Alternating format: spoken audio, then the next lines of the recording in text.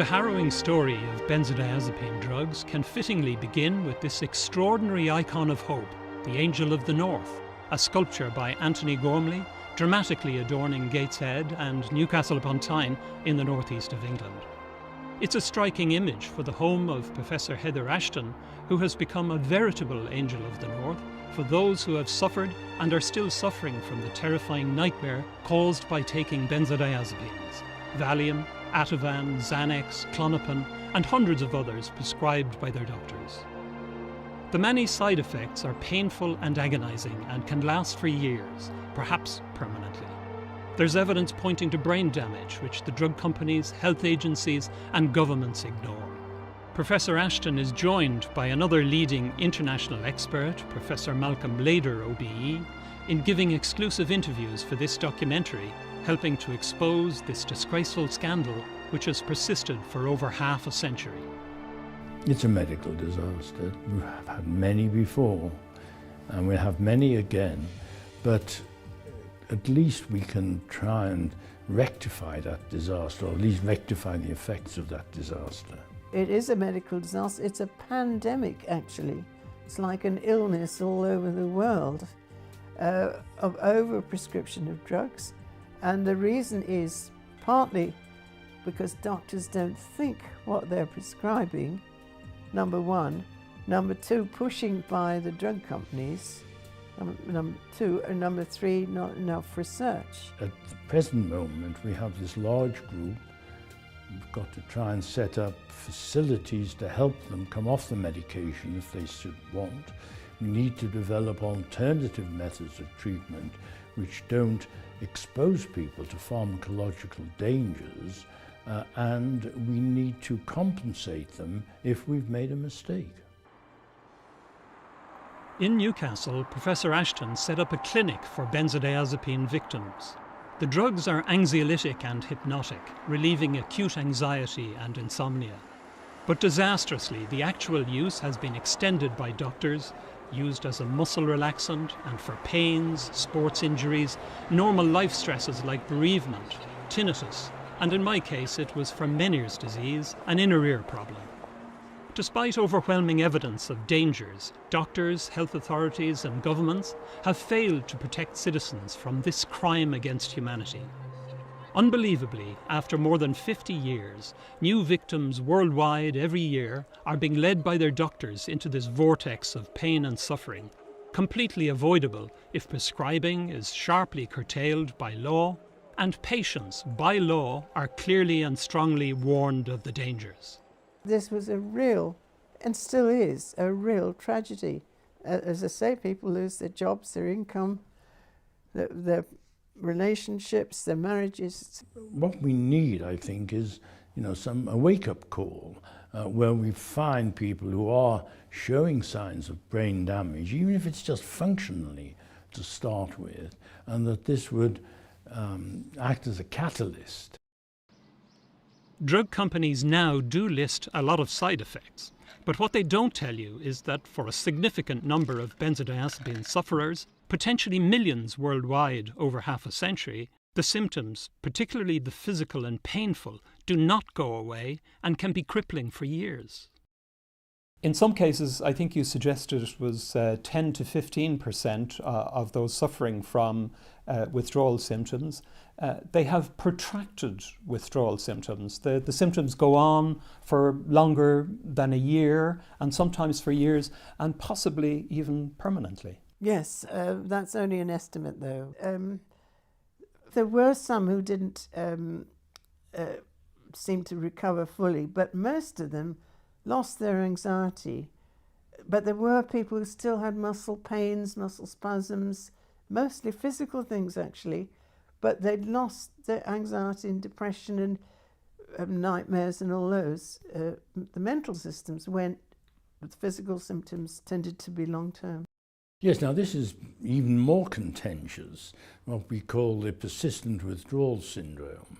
And we described that, and so did Heather Ashton, many years ago, and we were concerned about this. Now, I laid down quite firm criteria.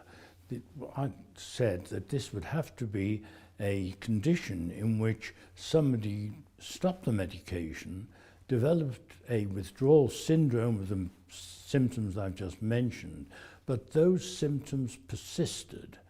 I didn't see this coming on as a separate syndrome later with a gap of symptom-free, but there are variations on this. Some people do get permanent, what feels like permanent symptoms. We don't know the causes of them. Nobody's ever looked at them. So we just need to do some research on that, but we haven't. As you know, I myself am suffering from long-term side effects of benzodiazepines. It means that I can't walk very much. In some cases, I can't walk at all. I'm suffering from electric currents running through my body, also electric shocks. Is that common? Have you come across those kind of symptoms in your work? Well, yes, I have, certainly, and those ones do seem to be protracted.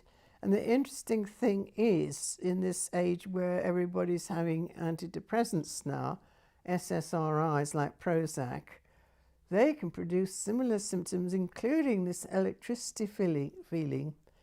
And one wonders that if we ever get rid of benzos, whether another lot of drugs won't take over and be just as bad.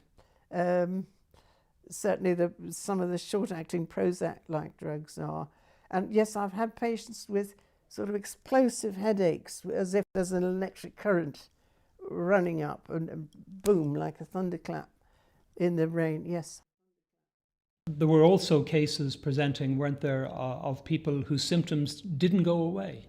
They suffer a withdrawal syndrome, and the symptoms can be prolonged, go on for a year, and possibly even permanently. Yes, I still get emails quite frequently from people from all over the world saying that they have been withdrawn from their tranquilizer or their sleeping tablet, from their Valium, their Ativan, their Clonopin, whatever, and they developed symptoms, and those symptoms have persisted.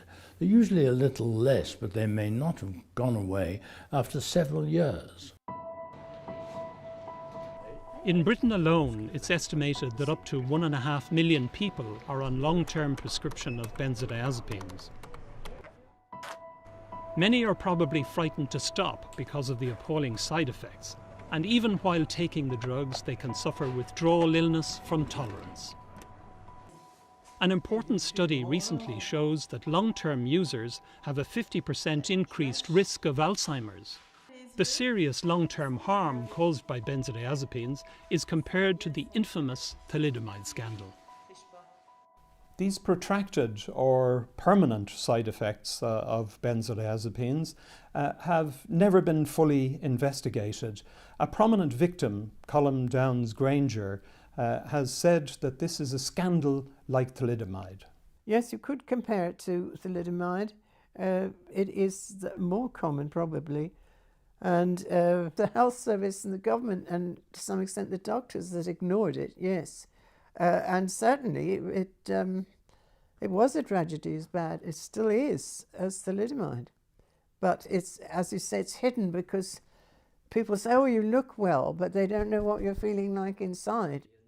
Do you think Hoffmann-La Roche has a responsibility, a moral responsibility in this area?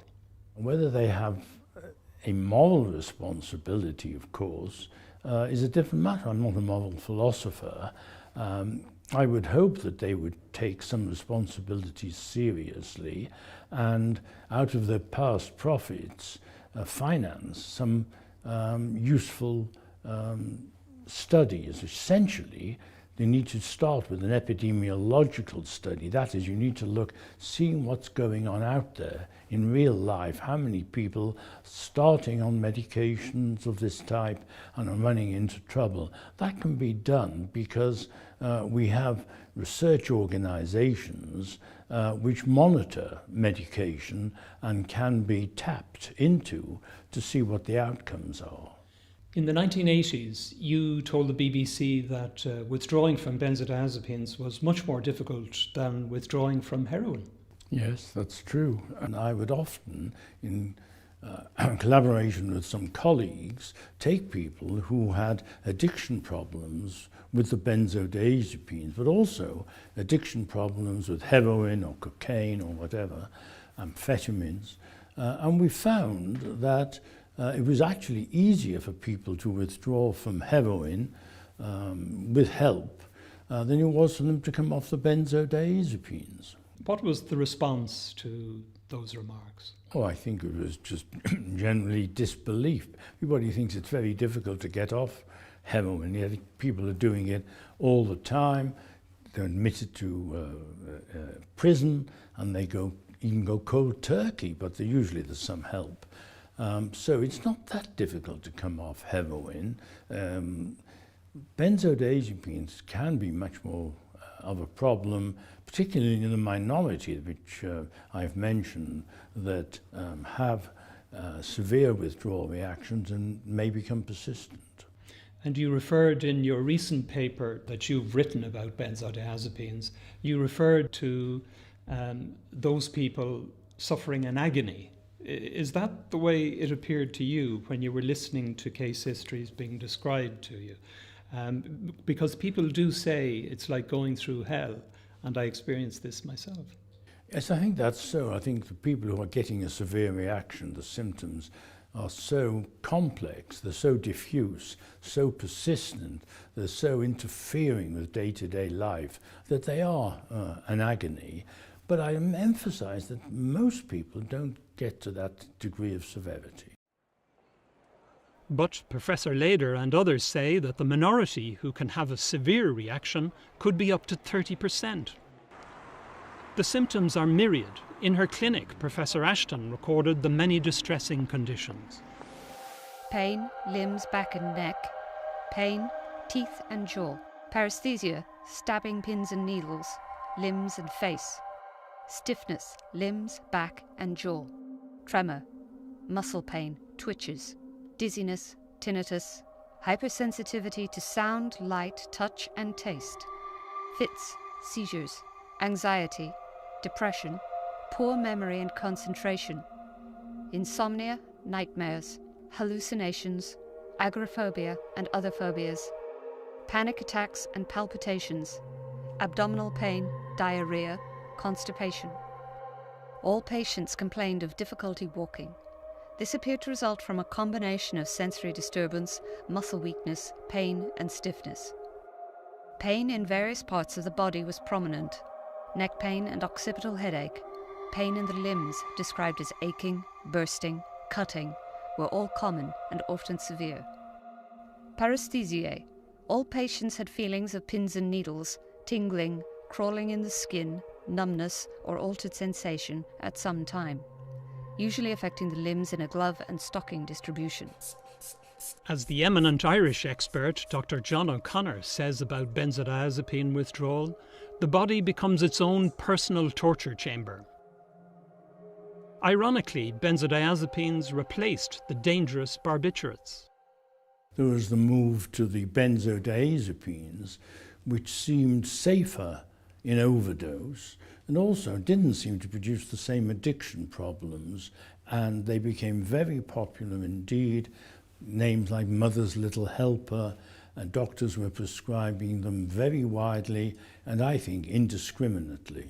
So they thought, well, benzodiazepines don't kill anybody, so we can give them with absolute certitude they'll be safe.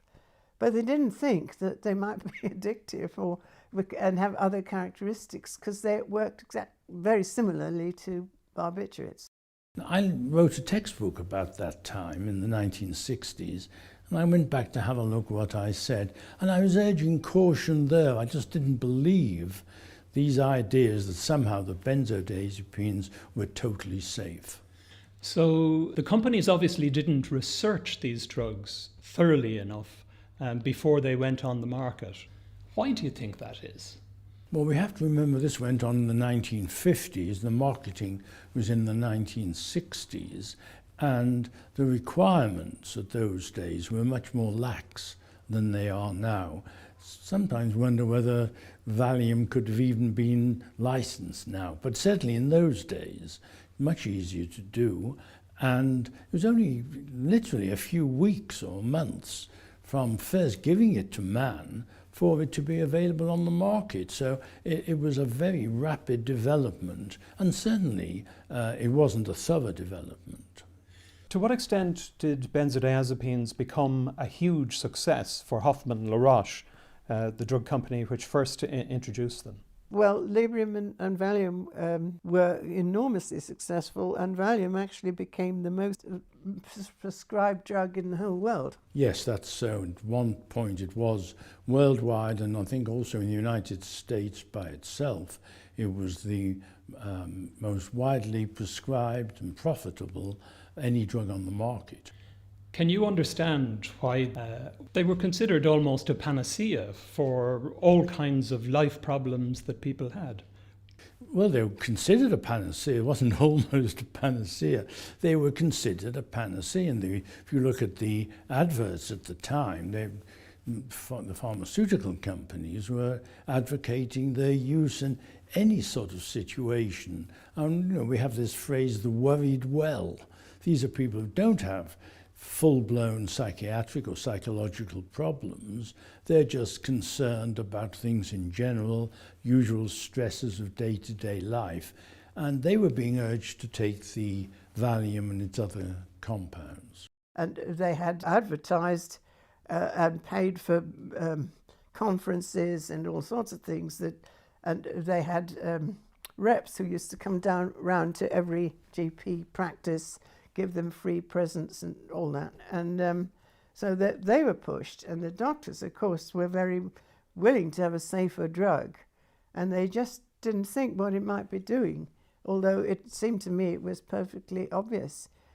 Can you describe in simple terms what is happening in our brains with these psychoactive drugs? Well, the benzodiazepines enhance the actions of an important neurotransmitter, that's a chemical in the brain that normally has an inhibitory or calming effect.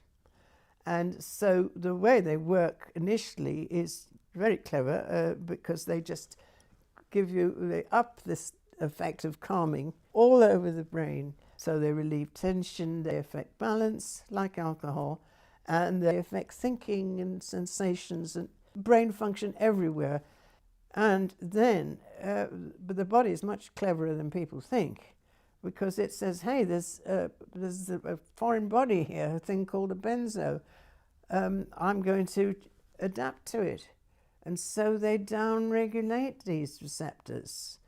And in the end, the drug doesn't work anymore because they've stopped this enhancement. And so the patient starts to get withdrawal symptoms, saying, hey, I need some more of that stuff. So very often the dose has to be escalated to get the same effect. And if it isn't, people get what are withdrawal symptoms, even though they're on the same dose. Is that common? Have you come across those suffering from withdrawal symptoms? And of course, if you are suffering withdrawal symptoms before you have stopped taking benzodiazepines, and then you want to stop taking benzodiazepines so that you can recover, you're obviously going to go through a really horrible time. Yeah.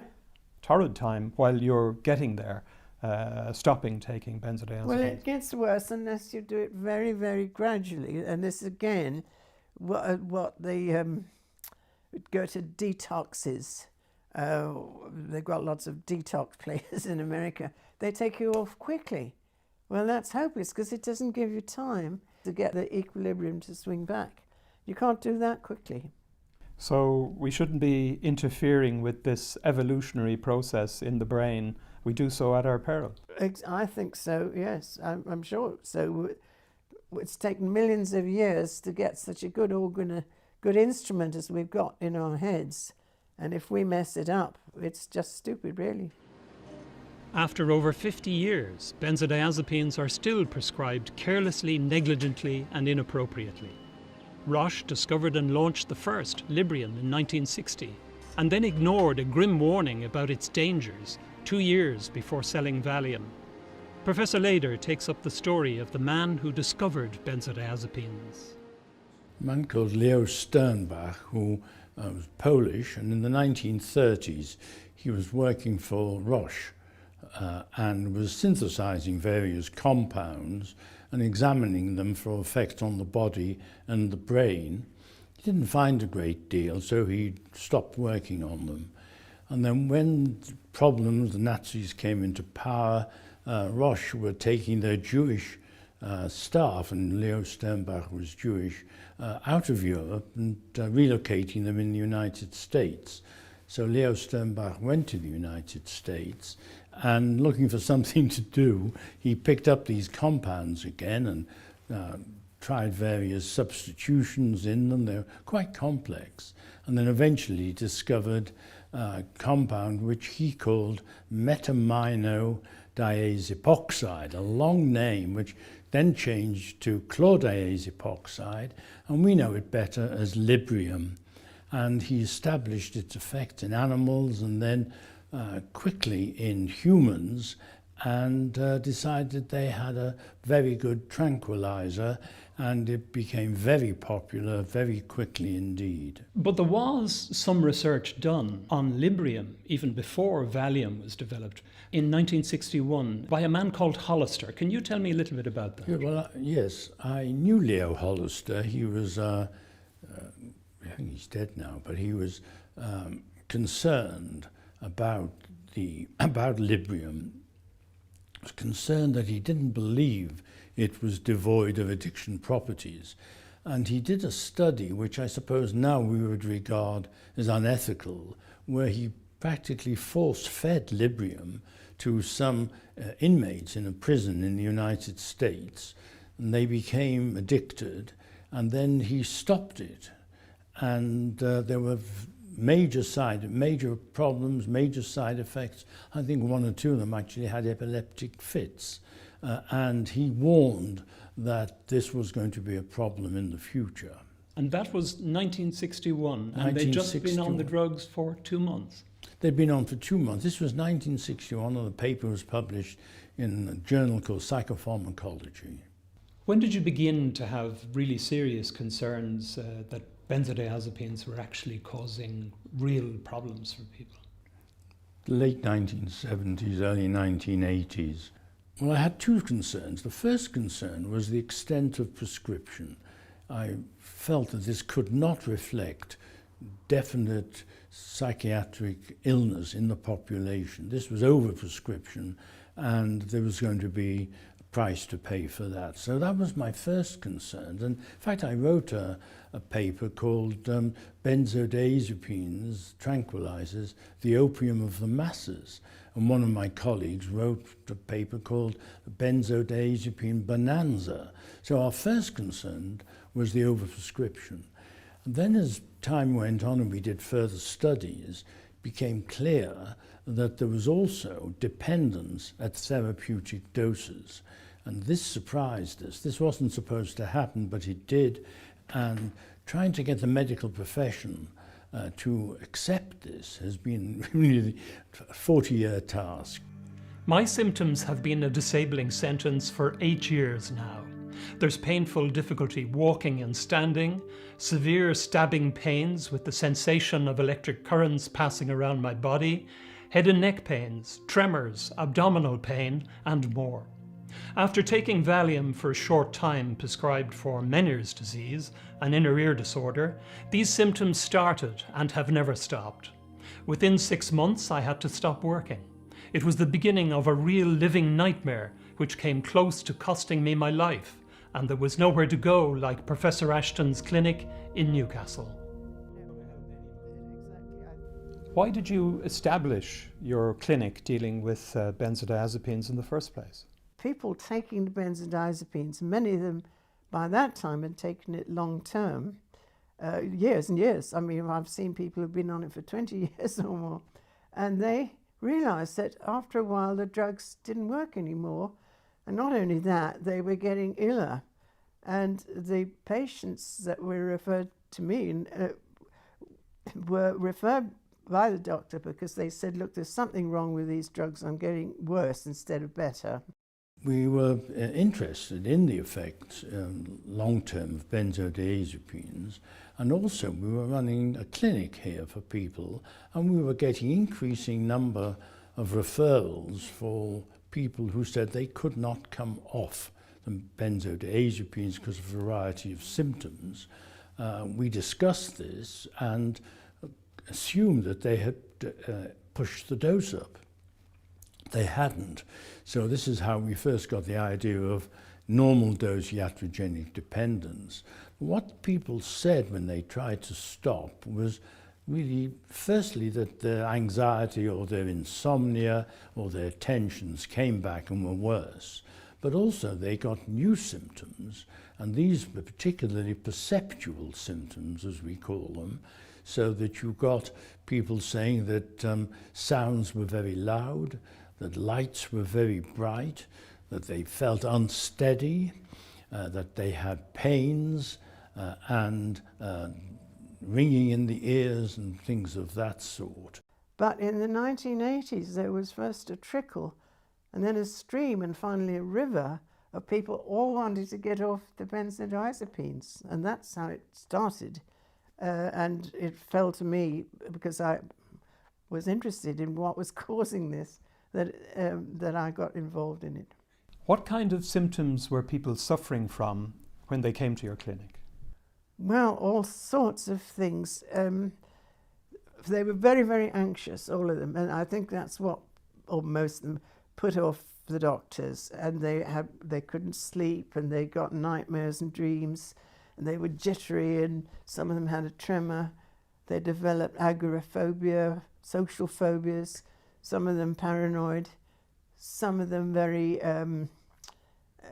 angry, sort of rage, and with sensory disturbances, so that light seemed too bright, the room walls seemed to be sloping, that, you know, all these sort of strange things.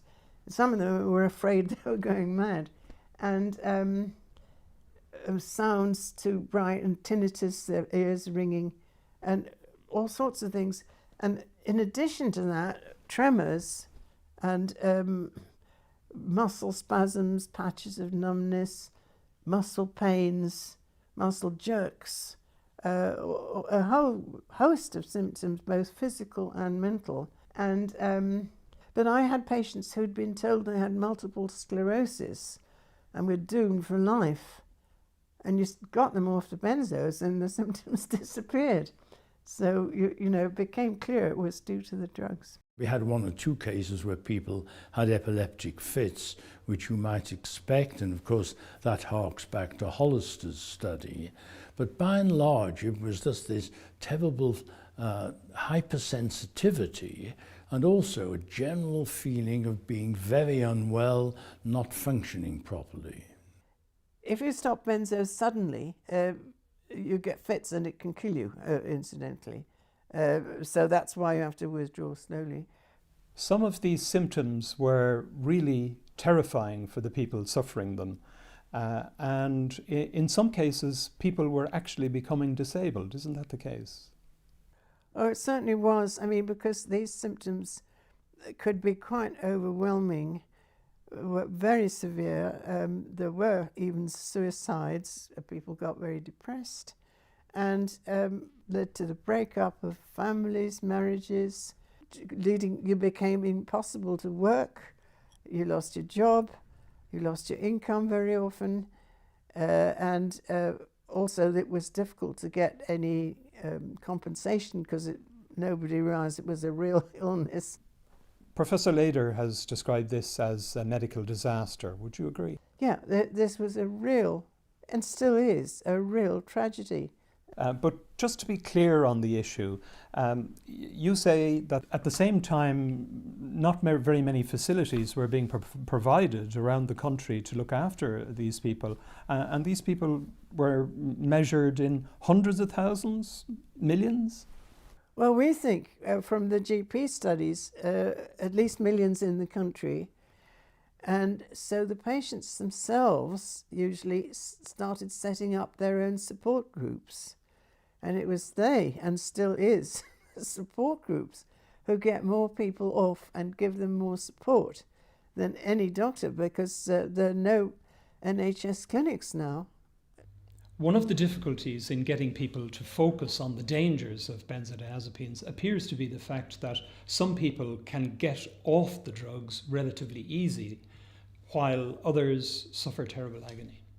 Yes, and the point is that if we could predict who is going to withdraw easily and who is going to go through agonies, we could reserve the benzodiazepines, which do have some positive effects, just for those who are not going to run into problems. But we can't predict, and therefore you have to look at the totality of the distress that is caused.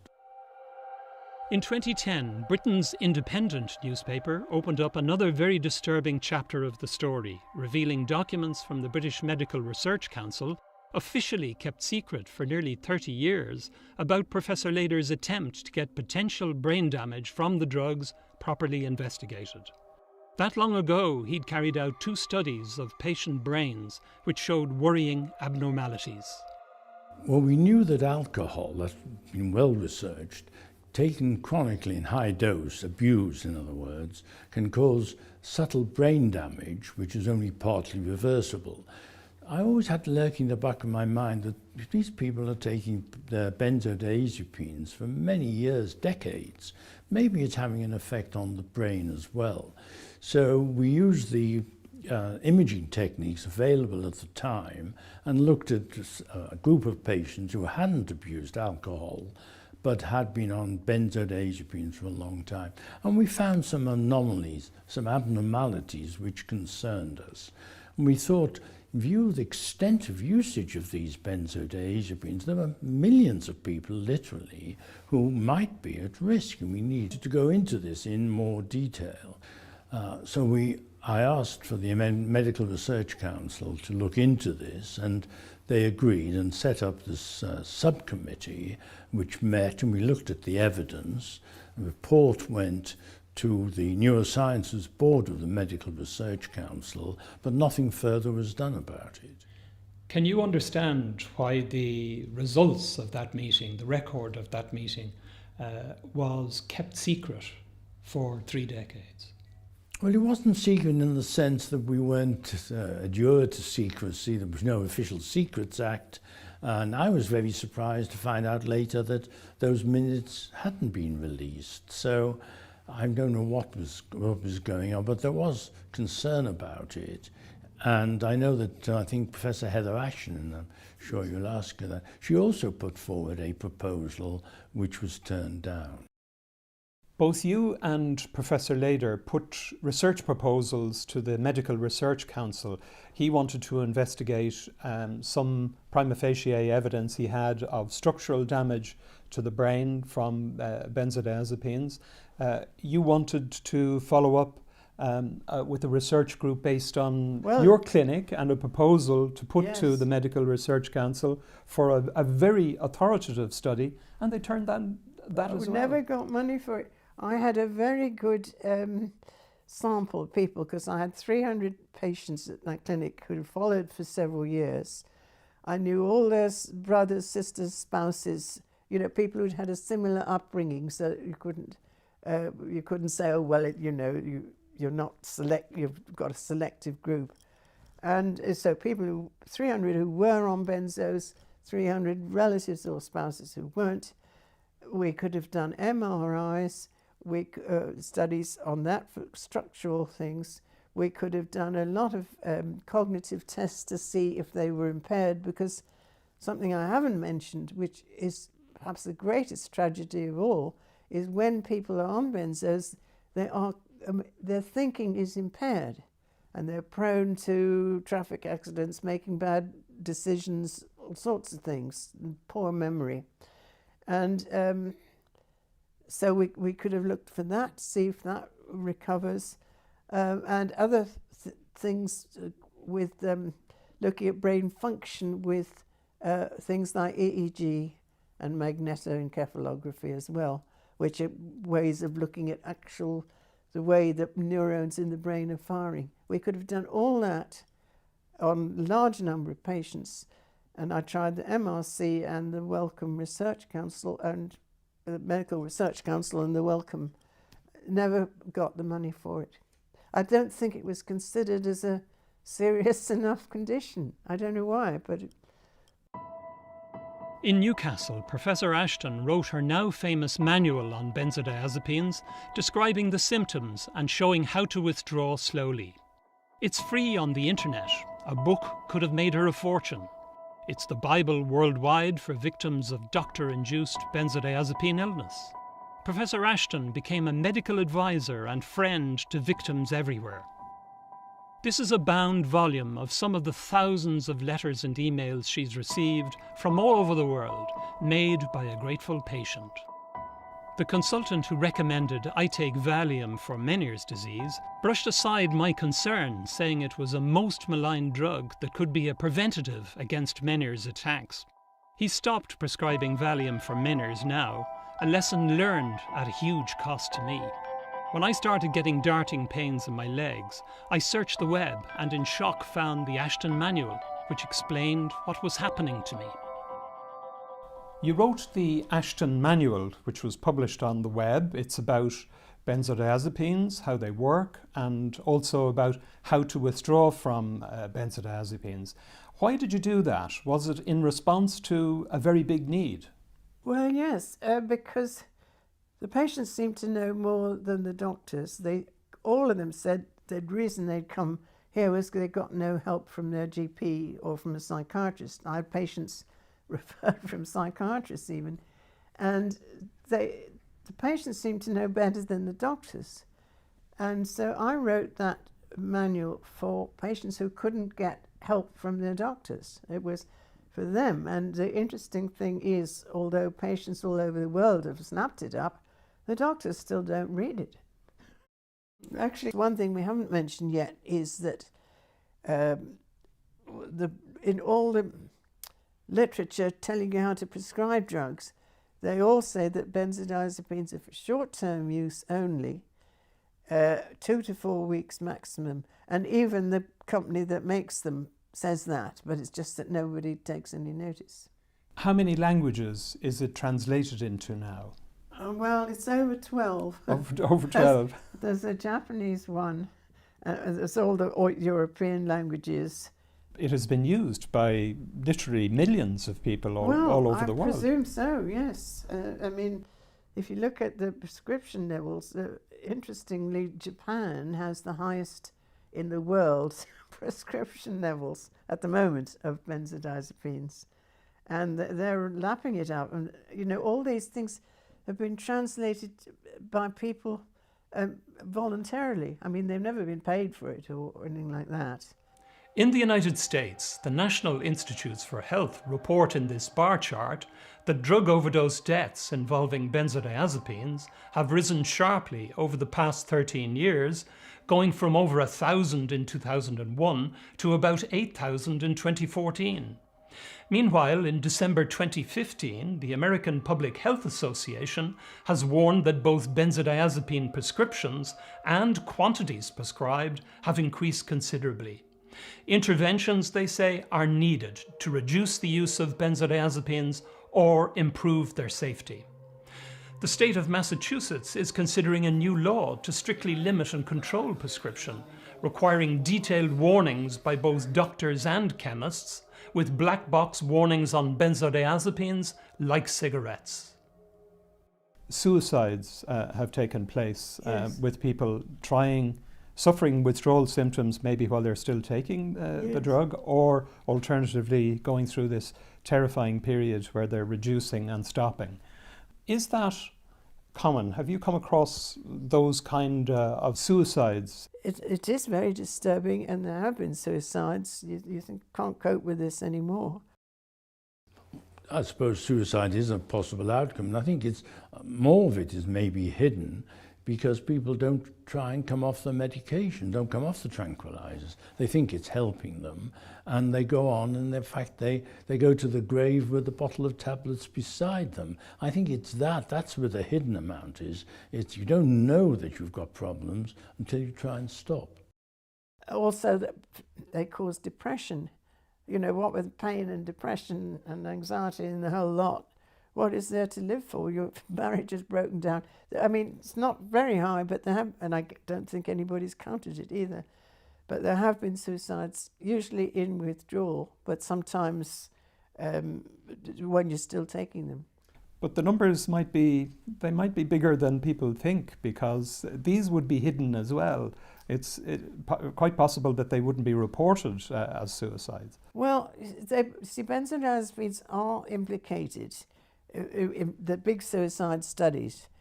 Most people, if they're going to commit suicide, they take a big drink, they take an antidepressant, they take a benzo, they take a whole lot. And the one thing about benzos that made them so safe was that they didn't stop your breathing, they didn't depress respiration, like barbiturates do. But if you mix them with other drugs, painkillers, painkillers or antidepressants or other drugs that depress respiration, the additive effect can kill you. So whether they cause it or not, well, we don't know. But you can be suicidal just on a benzodiazepine alone. Cruel reality intervened in April 2016 when 49-year-old building conservationist Paul Rayner from Somerset took his own life 10 months into a painful withdrawal after stopping the benzodiazepine clonazepam, also known as Klonopin. Paul had to give up his job, which he loved.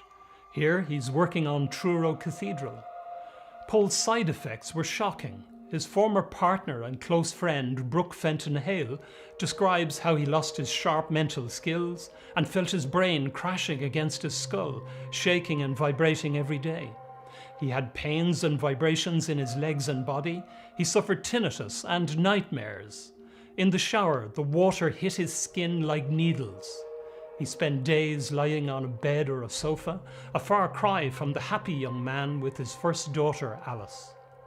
He couldn't earn a living, and he couldn't take the physical or mental pain any longer. His mother, Janet Rayner, a former nurse, is very angry about what legal medications did to her son. National Health Service figures for drug poisonings in England in 2014 show that benzodiazepines far exceed illegal drugs. There were 15,385 benzodiazepine cases compared to 2,450 for heroin, 2,306 for cocaine, and 739 for cannabis. Where death is involved, heroin and morphine top the figures in England and Wales combined, but benzodiazepines are in third place. The 372 deaths in 2014 were an 8% annual increase and the highest benzodiazepine mortality rate since records began in 1993. Diazepam, the generic drug in Valium, was used in 258 cases, the highest number on record according to the National Statistical Bulletin. Other drugs were usually involved as well, as Professor Ashton said. So, with such dangerous drugs being widely prescribed, is there a moral responsibility for the drug companies to properly research this disaster? Well, drug companies are a business, and when many medical students do actually go into drug companies, they've got far more facilities and things, and we always used to say, oh, you're going to sell your soul. They do sell their souls, and the drug companies are there to make money. I don't think they have any more scruples than tobacco companies, which are already making a great fuss about smoking, and the drinking industry. They're all making a terrible fuss if anybody tries to stop them. So I don't think drug companies would fund it. Yes, the problem is that most of these tranquilizers and sleeping tablets are out of patent, which means that there's no profit left in the drugs. Now, the only financial incentive which would come would be if there's a lot of medical legal cases which develop, so that people are beginning to sue because they've gone through a withdrawal reaction. But there are cases now which are coming through. Now, I predict that if those cases are successful, and so far they really haven't come to court, we will find that the doctors' organizations will start to issue warnings that long-term prescription is not acceptable. This is what we call ex-label prescribing. In other words, it's not covered by the license which the medication is given when it is authorized. So I think that might be a development, that there will be a tightening up, but it will be imposed on the medical profession by the legal profession. Lawyers are looking for personal injury cases, and if they can tap into this, get a few cases in which the judge is on the claimant's side, that is the patient's side, you could open floodgates of everybody who's been on medication beyond the licensed month or whatever, threatening to sue their general practitioners.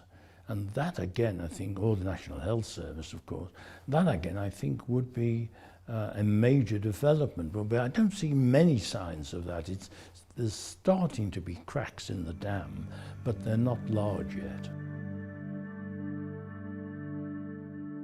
But they are suing successfully. In 2015, Luke Montague, heir to Lord Sandwich, got £1.3 million sterling in damages and costs in a benzodiazepine case.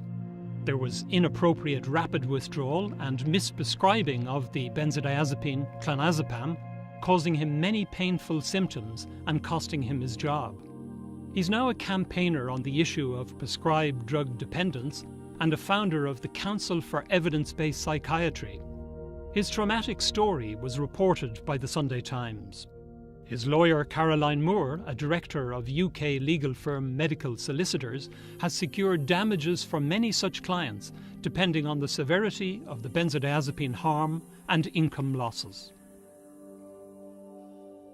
You want to see proper research done into the possibility of brain damage after the evidence that you compiled in the early 1980s. Is it going to be possible to do that kind of research now with techniques that will make it clear whether or not this is true?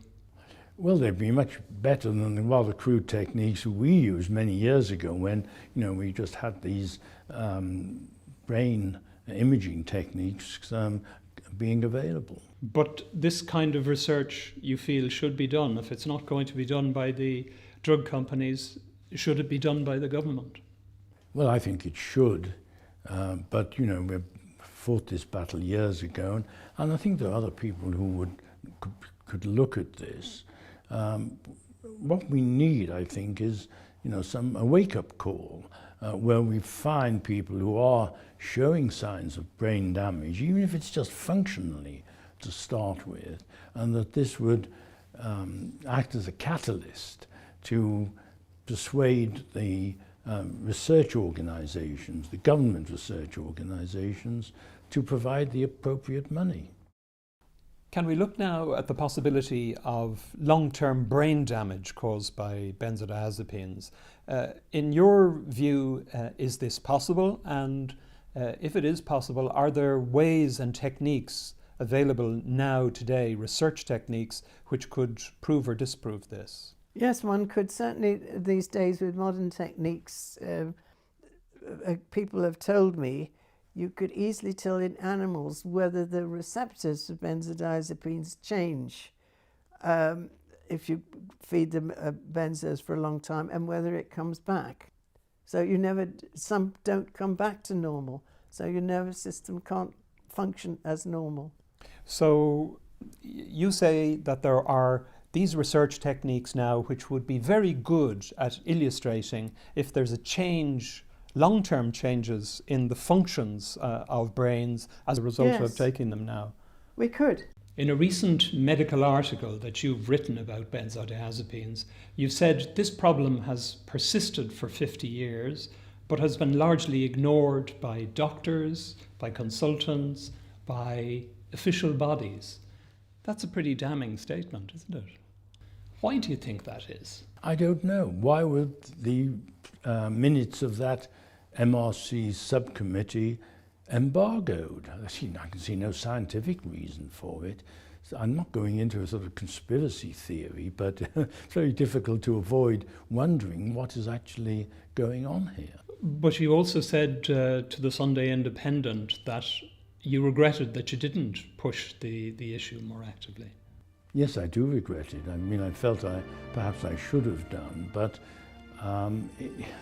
there are times when it's rather nice to stop banging your head against the wall.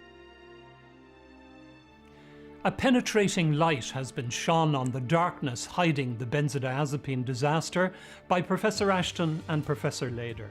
Ironically, those who voluntarily take illegal drugs get substantial medical resources from our societies, while victims of doctor-induced illness from prescribed drugs often get little informed state help. The legal pharma industry can and has done much good, making drugs that save lives and alleviate illness. But there's no excuse for the scandalous neglect of this pandemic of life-destroying pain and suffering benzodiazepines have caused and continue to cause today. There's no excuse now either for the ignorance or negligence of the medical profession, who often wrongly prescribe them. Governments and health authorities have shamefully failed their societies, pandering to big pharma because of their economic muscle. Academic researchers too must recognise they have a social responsibility to investigate this disaster. It's long past time that these actors faced up to the truth about these drugs and started doing something about it.